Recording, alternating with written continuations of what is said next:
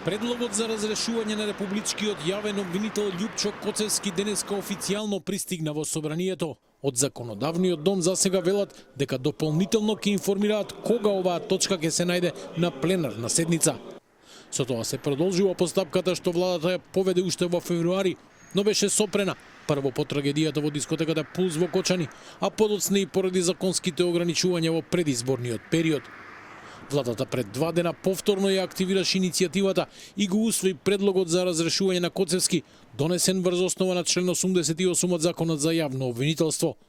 Во образложението се наведуваат серија професионални пропусти, што според владата довеле до нарушување на ефикасноста, функционалноста и интегритетот на јавното обвинителство. Меѓу утврдените повреди се посочуваат неовластено изнесување информации за предмети, нарушување на угледот на институцијата, како и непостапување во согласност со уставните и законските надлежности. Од друга страна, Коцевски смета дека работел исправно и не направил никакви пропусти и грешки во досегашниот мандат. Паралелно со владината иницијатива, во текот на летото пратениците изгласа и интерпелација за Коцевски, поднесена од пратеничката група на Левица, поради, како што беше наведено, нефункционална состојба во обвинителството и надворешни политички влијанија. Иако Советот за јавни обвинители даде негативно мислење по иницијативата за разрешување, владата смета дека постојат доволно основи процесот да продолжи. Премиерот Христијан Мицкоски очекува дека процедурата за избор на нов јавен обвинител ќе се одвива брзо. Коцевски беше избран за републички јавен обвинител во февруари минатата година.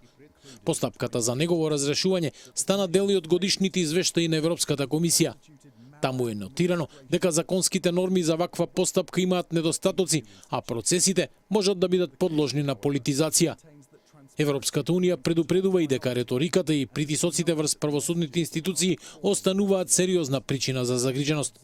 Со денешното доставување на предлогот во законодавниот дом, завршниот збор сега го има собранието, кое треба да реши дали Коцевски ќе остане на функцијата или ќе биде разрешен.